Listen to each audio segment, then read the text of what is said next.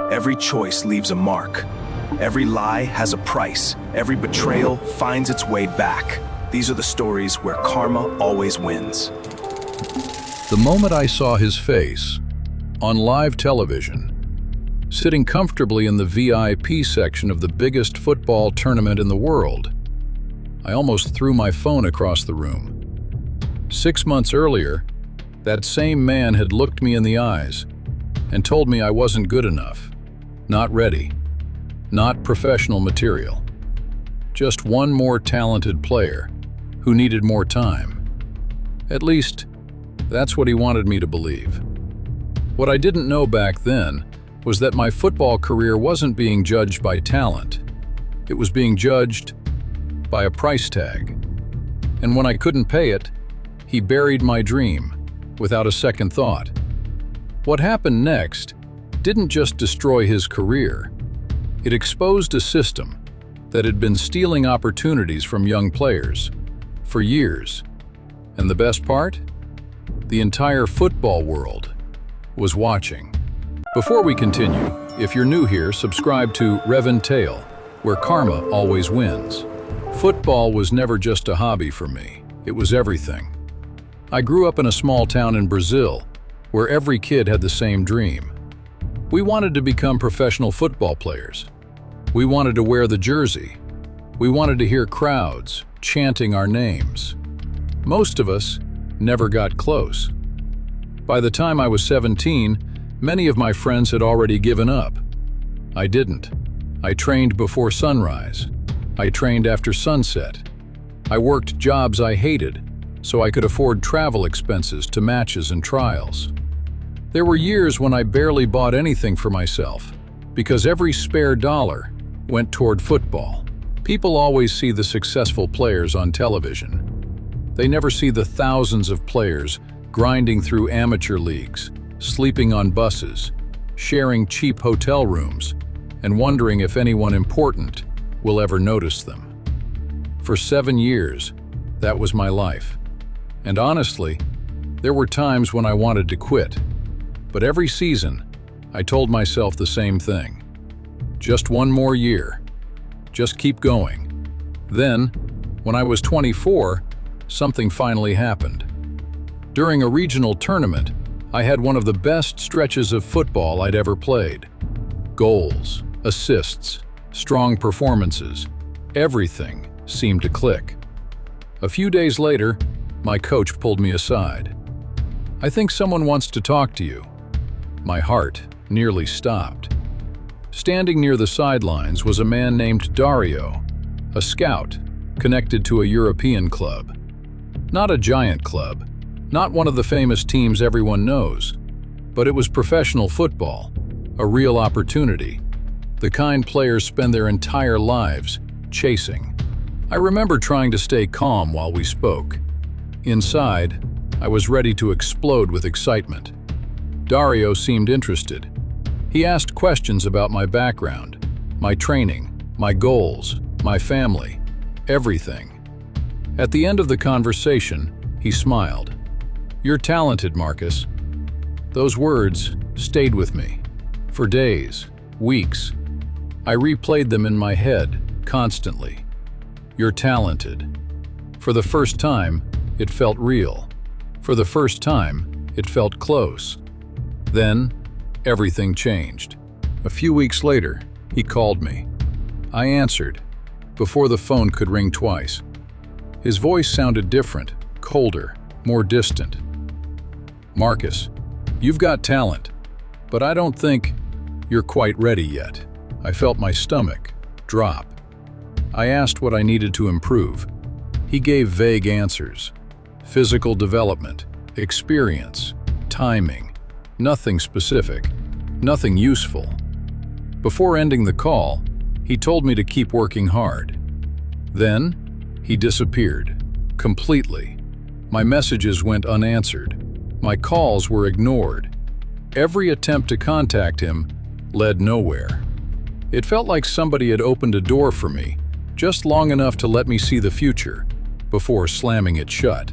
For months, I blamed myself. Maybe I wasn't good enough. Maybe he was right. Maybe 7 years of sacrifice had been for nothing. The worst part wasn't losing the opportunity. The worst part was losing belief. Every training session became harder. Every match felt heavier. I stopped enjoying football. I started wondering if I had wasted my entire youth chasing a fantasy. Eventually, I came closer to quitting than anyone around me realized. Then, 6 months later, something happened that changed everything. A former teammate called me. His voice sounded strange. "Marcus, I heard something you need to know." At first, I thought he was trying to encourage me. Instead, he told me a story. Another player, another scout meeting, another rejection. But this time, there was a detail I'd never heard before. The player's family had been asked for money, a lot of money, thousands of dollars, in exchange for representation, in exchange for introductions, in exchange for opportunities. At first, I didn't believe it. I wanted proof. I needed proof. The idea sounded too ugly, too cynical, too unfair. But once I started asking questions, more stories appeared. Then more. Then even more. Different players, different cities, same scout, same pattern. The players with wealthy families somehow received opportunities. The players without money somehow weren't ready. A coincidence? Maybe. At least, that's what I kept telling myself. Until the evidence started piling up. One player shared screenshots. Another shared messages. A third player told me about conversations involving payments and promises. The deeper I dug, the worse it became. I wasn't looking at a misunderstanding. I was looking at a business model. And suddenly, my own rejection made sense. I had spent months believing I lacked talent. In reality, I lacked money. That realization made me sick. Not because of what happened to me, because of how many other players had probably suffered the same fate. Kids who trusted the process. Families who sacrificed everything. Players who walked away, believing they weren't good enough. How many dreams had this man destroyed? That question haunted me, and once it entered my head, I couldn't let it go. So I made a decision. I stopped focusing on football. For a while, I focused on the truth, quietly, carefully, patiently. For months, I gathered information. I never threatened anyone. I never confronted Dario. I simply listened, collected, verified, organized. Every conversation, every screenshot, every testimony, everything. Then came the moment that changed the entire situation. One evening, a player sent me an audio recording. I remember sitting alone, listening to it. My hands were shaking. The voice was unmistakable. Dario. And he wasn't being subtle. He was speaking directly to a player's father, explaining how opportunities could be created, how doors could be opened, how careers could move forward. There was only one problem: the price, $8,000. The recording ended. I sat there, staring at the wall, for a long time, because at that moment, there was no longer any doubt. I finally had proof, real proof, the kind that couldn't be explained away, the kind that changes everything. But I still faced a difficult decision. What now? Part of me wanted revenge. I won't lie. I wanted him to feel what I felt, the disappointment, the helplessness, the humiliation. But another part of me knew this wasn't just about me anymore. This was bigger, much bigger. Then, fate handed me an opportunity. The World Cup started. Suddenly, football wasn't just a sport being watched by millions. It was being watched by billions. Every journalist, every federation, Every governing body, the entire football world, was paying attention. And I realized something. If the truth was ever going to matter, this was the moment. I spent days preparing everything, every screenshot, every testimony, every recording, every timeline. I organized it all carefully. I checked everything, repeatedly, because once I sent it, there would be no going back. The night I finally pressed send, I barely slept. I sent everything to the proper integrity authorities. I sent everything to investigative journalists covering the tournament. I sent everything to the Football Federation, connected to Dario's home country. Then, I waited. Day 1, nothing. Day 2, nothing. Day 3, still nothing. I started wondering if I'd made a mistake. Maybe nobody cared. Maybe powerful people would protect him.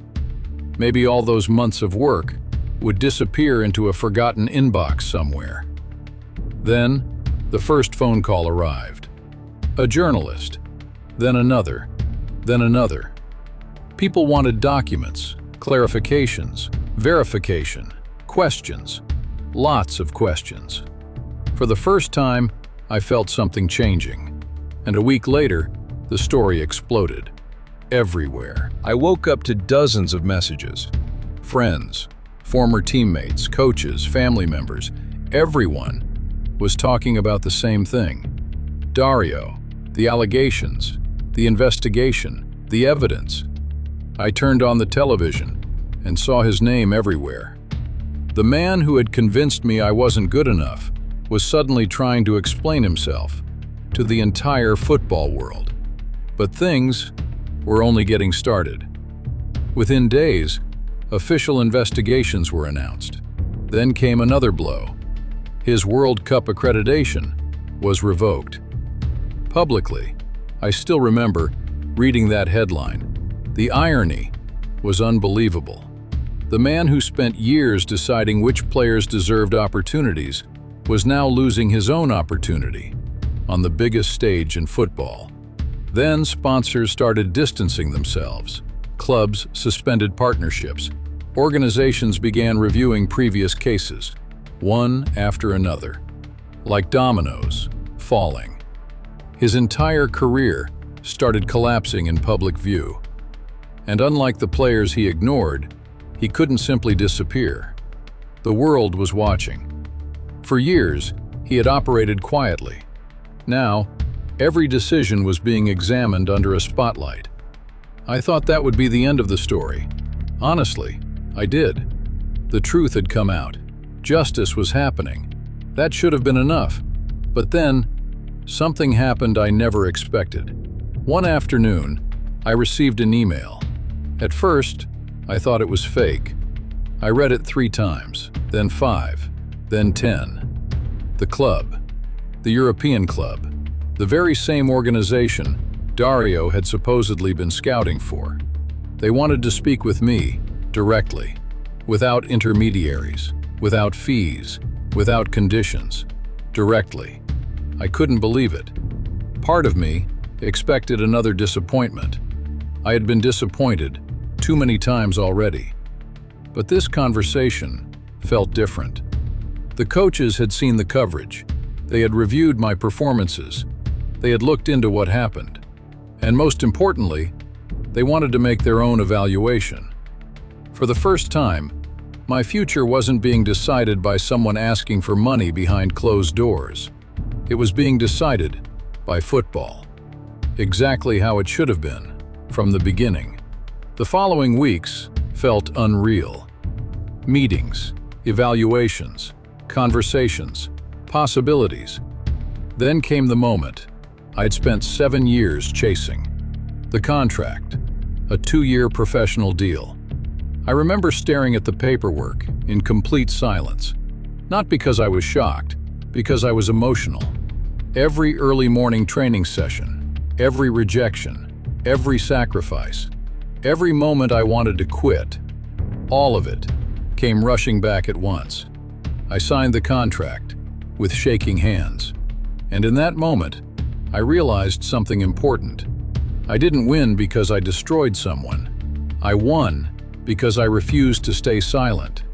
There's a difference. Real karma isn't about revenge.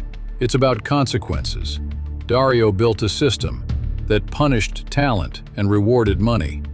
Eventually, that system caught up with him. Not because I was powerful, not because I was connected, but because the truth finally reached people who cared enough to act.